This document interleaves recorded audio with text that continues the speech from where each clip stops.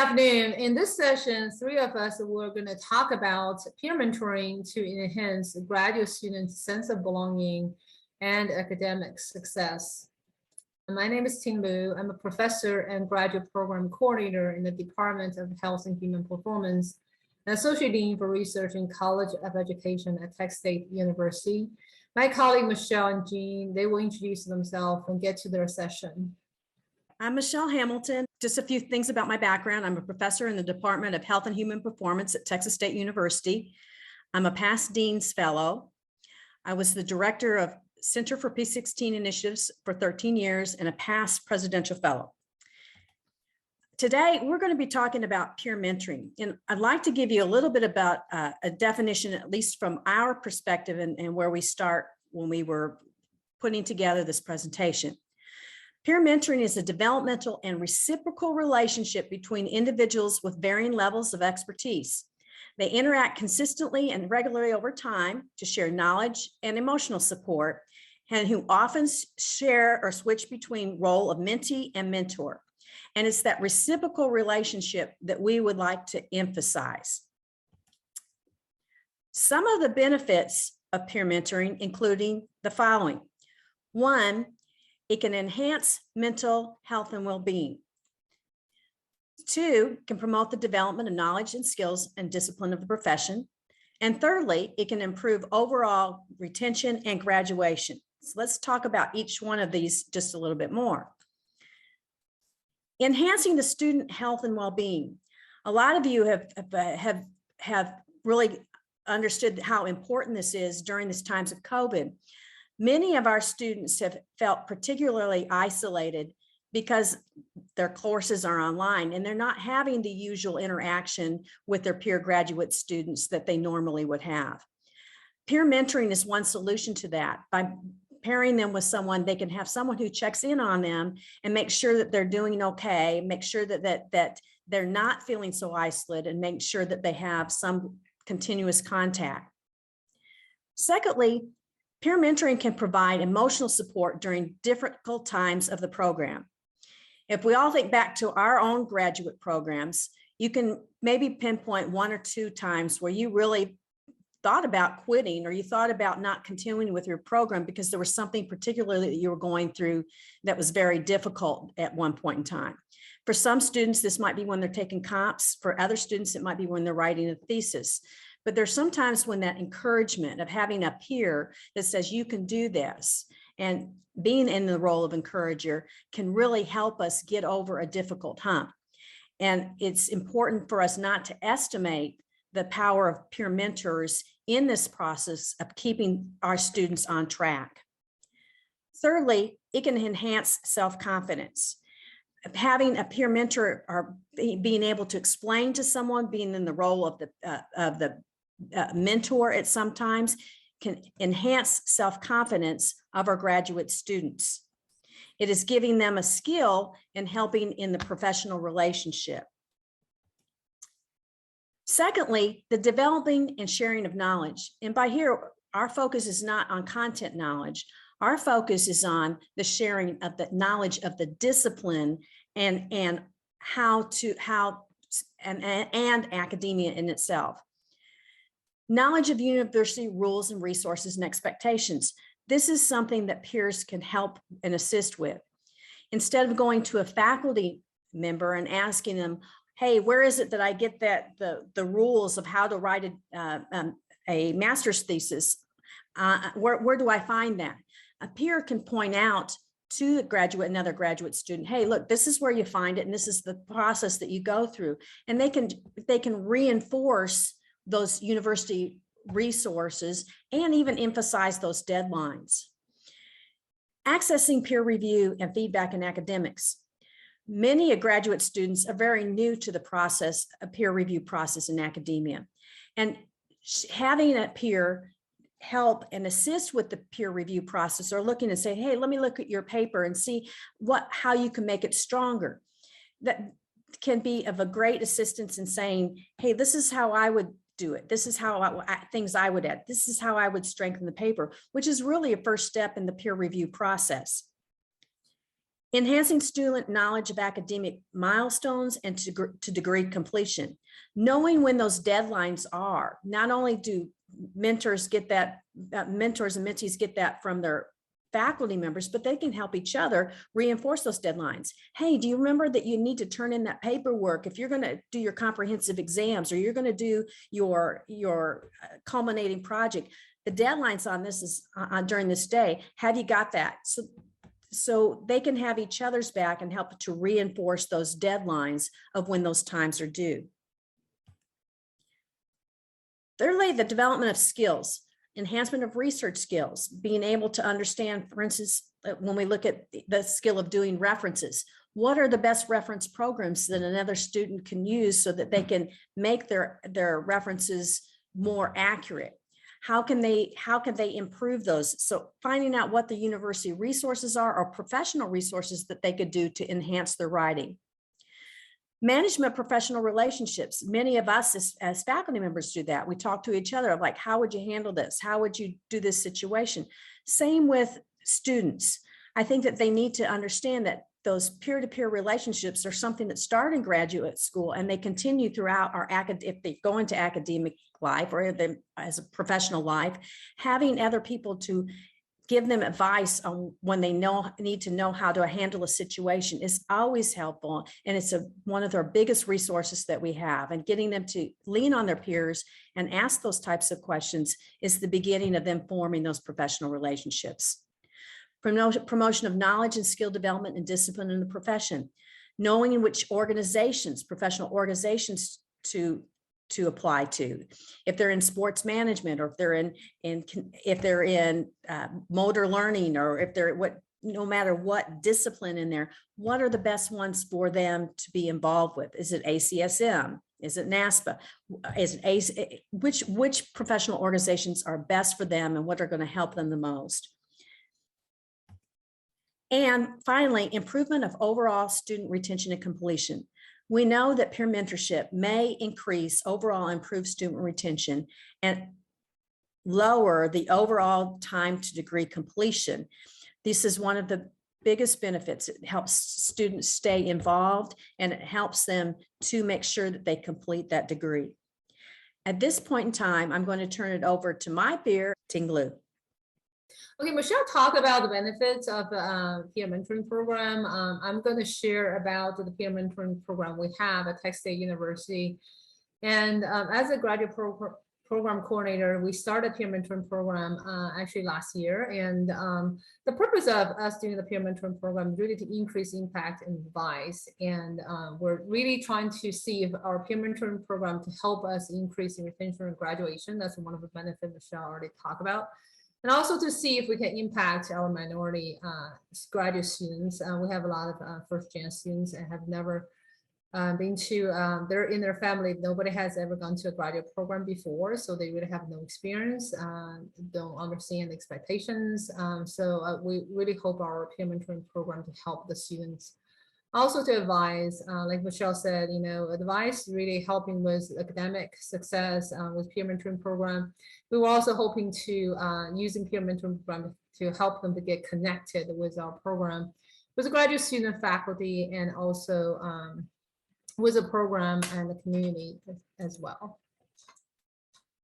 So we started last year, and every mentor has to go through a formal training, and they have to really meet the expectations. And if they don't come to the training, they will not be able to volunteer.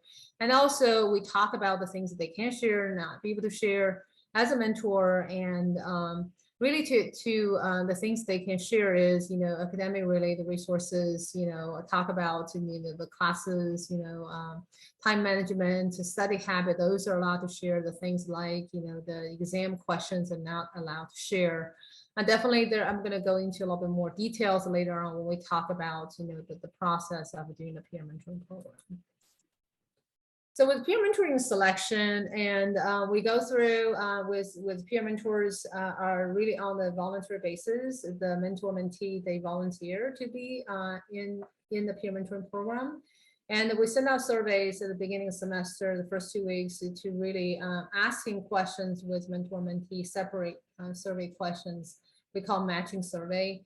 Basically ask about their name, gender, ethnicity, and also about their program. Like in our graduate program, we also have concentrations.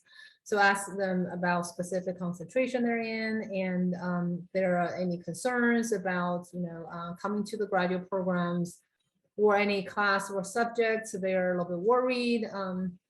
Like one of the students are really worried about the biomechanics class, and so we were able to pair a student who have taken the biomechanics class, excelled in that class, to really help to ease the fear a little bit with certain classes, and also asking about if they would like to be paired with a peer mentor or mentee in the same gender. So those are the informations we ask, we gather, and in the matching survey, and of course we match them with one-on-one mentor and mentee.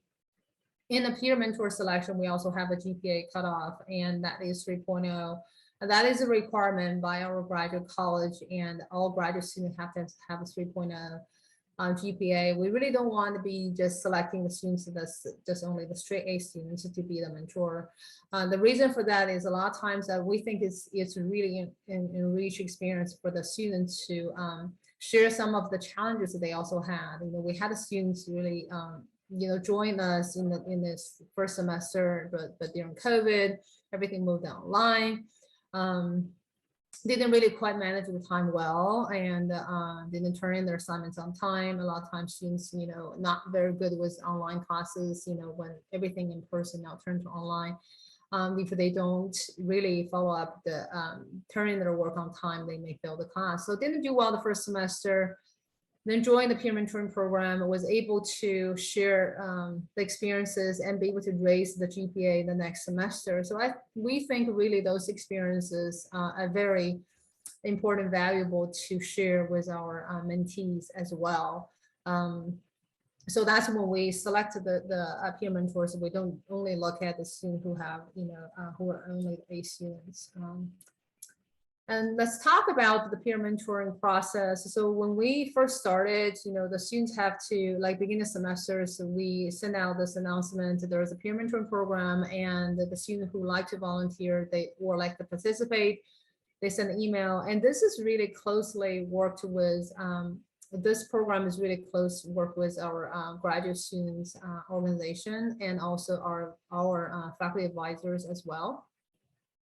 And so then we send out surveys, the matching surveys, and then we match them, and based on the needs of the mentee, and if they really want to have, if this is a students want to have the same gender of the peer mentor, we try to do that. Or if they need a certain help for probably like one classes, they worry about it, we try to match that. Or they're interested in questions about thesis coming project, or internship, a lot of questions about internship. We'll try to help matching their needs. And then we do a end of semester survey, and we call it satisfactory survey, and to really ask how they feel about the mentoring program. As a mentoring program, we try to get out two things, ask them how they feel about it. Did they help to get connected with the graduate program, with the peers, with faculty and the program? And also did it help with their academic performance, and also help them to feel like they're more related to the program, the belongingness. And then we look at the things that worked, the things that didn't work. One thing all the mentor mentee liked was the one-on-one. And so they feel comfortable to reach out to somebody when they have questions. That one-on-one connection was really good. And also be able to help them, because once they connect with their mentor mentees, they actually go into certain social events or activities, together, and going to the graduate student organization meetings as well. And also, encourage them to talk to the professors. So those things, one-on-one connections, really help them to expand and feel like they belong to the program. The things that we find didn't quite work was able to connect on a regular basis, especially during COVID. Everything was remote, and they found it was a little bit difficult. In the first semester, some students reported that they were not able to connect to their mentor or mentee on a regular basis. So we made some changes. So we made revisions. Okay, next step.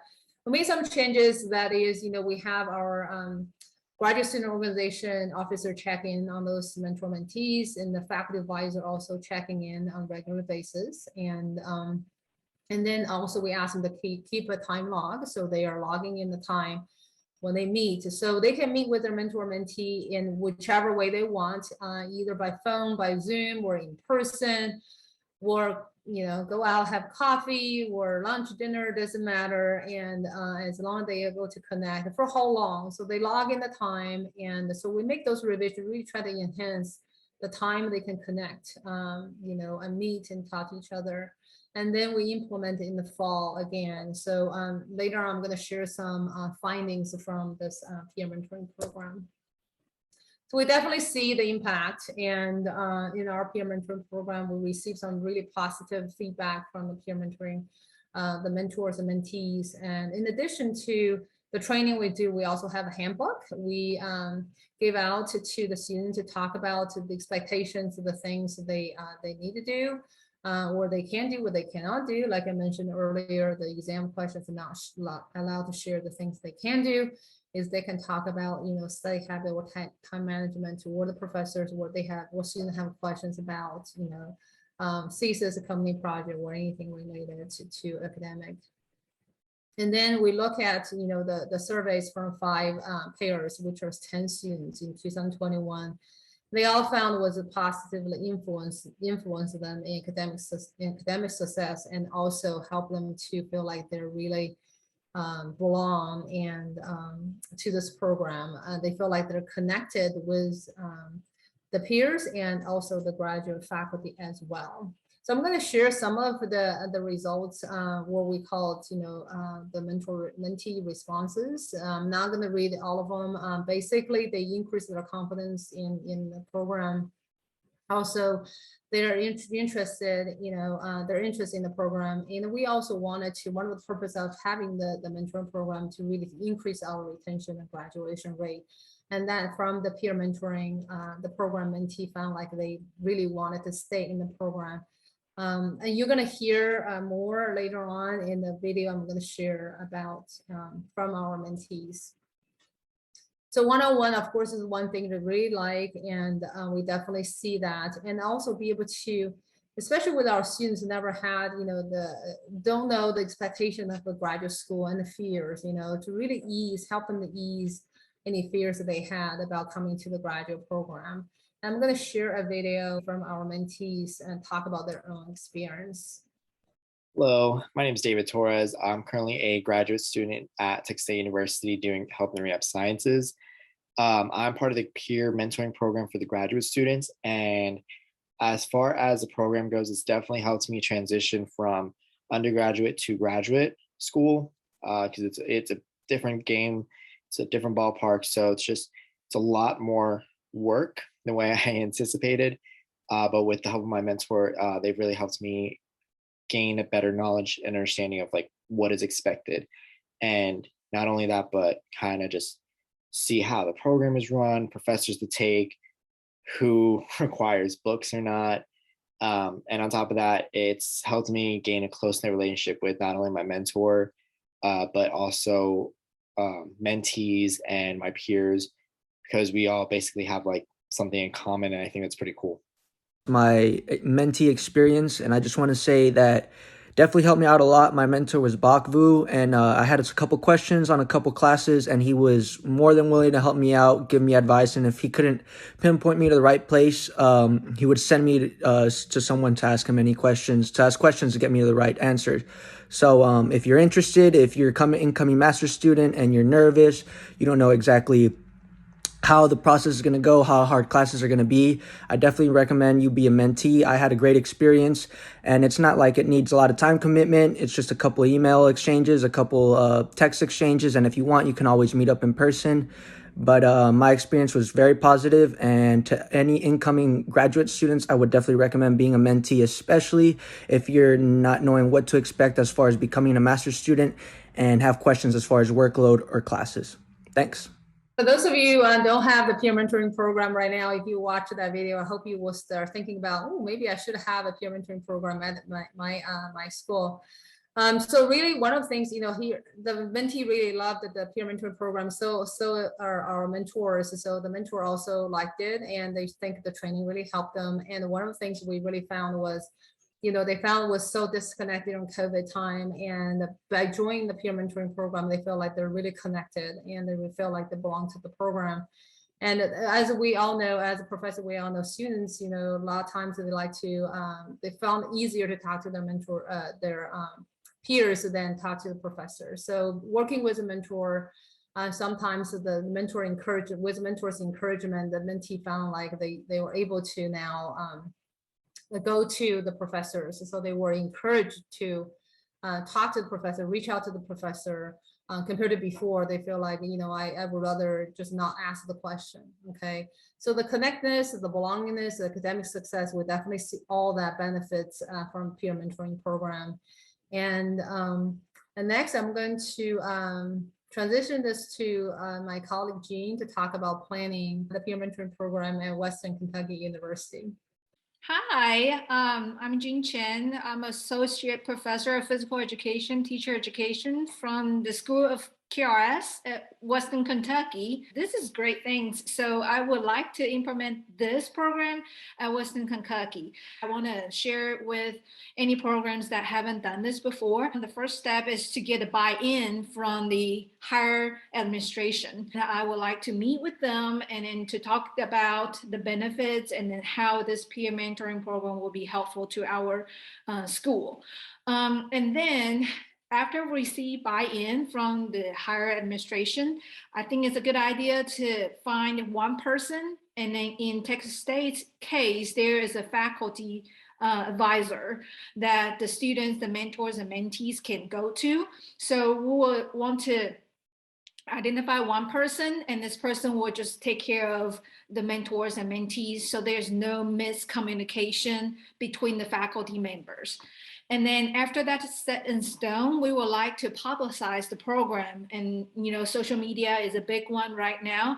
I don't know how many students will be on campus, and maybe they're not even looking at the wall when they're walking because they're looking at their phone. So maybe social media is a good way to publicize the program. During that phase, we would post time and days to host information sections for students who would like to be a mentor or mentee. So after doing all the first 4 steps, we would like to actively recruit the mentors and mentees. We haven't done it, and then our goal is to implementing it next fall. Before we do that, I have interviewed one second-year student, and here is the information. Hi, my name is Hannah Potter. I'm originally from Smyrna, Tennessee. I got my undergraduate degree in sport management and a minor in business administration from Western Kentucky University. I am currently a second-year graduate student in the School of KRS at Western Kentucky. I currently am working on my master's degree there in sport administration, and my concentration is intercollegiate athletic administration. I am a second-year grad student, so I graduate in May. If peer mentoring is an option from a second year, I think it'd be helpful to first-year grad students, because second-year students have a lot more vision and clarity in what the first year might be like. There's not a lot of information when you first jump into your master's program. They are able to speak with that second year student and learn about professors, learn about what works best for them, what works best for the student, how work can be done. I know for me personally, I have had professors who did not clarify what they were expecting in their syllabus or in their work instructions, anything like that. And I didn't have anybody to go talk to other than my professors. So that was kind of frustrating, and I think that would be helpful to have a peer mentoring program, because I would have been able to shadow a first-year student in preparing themselves for that professor or a situation that is similar to that. This is a first-year student. Hi, my name is Casey Scott, and I'm from Paris, Kentucky. I attended Western Kentucky University for my undergrad to get a Bachelor of Science in Sport Management with a minor in Business Administration. I am now a first-year graduate student at Western Kentucky University pursuing a Master's in Recreation and Sport Administration with a concentration in intercollegiate athletics. As a first-year grad student here at Western, I know that I've had a lot of questions and there's been a lot of big changes, even with my experience here at Western. There's a lot of new professors, there's a whole different kind of class, and especially switching to a completely online degree, I know that I've definitely struggled to kind of transition a little bit. And having someone to go to that you can talk to that's around the same age or just more experience and understands exactly what you're going through. It's a little bit different than going and talking to another professor. And I think that would be able to provide kind of a unique insight as to what this program is like and to just kind of have like a go-to person. I think if we were to have a peer mentor program here at Western, I'd be really excited to have somebody that I could reach out to at any time, whether it's a homework question or a professor question or something like that. Just to have someone that I don't have to worry about office hours or scheduling an appointment, something like that. Just someone who's easy to reach out to and who knows exactly what I'm going through. Even if we were to get the peer mentor program, I'd even be excited to be a mentor to other students who are going through it as well, because I'd be able to help them with the same problems that I had. I did not share the Texas State video with these two ladies, but they're basically saying the same thing. So I guess they are very good. And even though we haven't had it yet here, they are very looking forward to have one here. So after talking to my colleagues here, we come up with this action plan. So basically, this is very similar to the slide that team went through earlier about the peer mentoring progress. So we break it down into a semester. So, first 2 weeks, we're going to have the training. Week 3 to 6, we'll match them from the survey. And throughout the semester, the faculty advisor, we're just going to check in. And like Tim suggested earlier, we'll ask the mentor and mentee to log whenever they meet. And then during the last 2 weeks of the semester, we'll do another survey and make adjustments for the next semester. So the next step is to compare the survey result between the two institutions. So I think we might find very similar things, just without looking at the data survey, just the video, we already see a lot of similarity, but it will be interesting to see what differences comes up.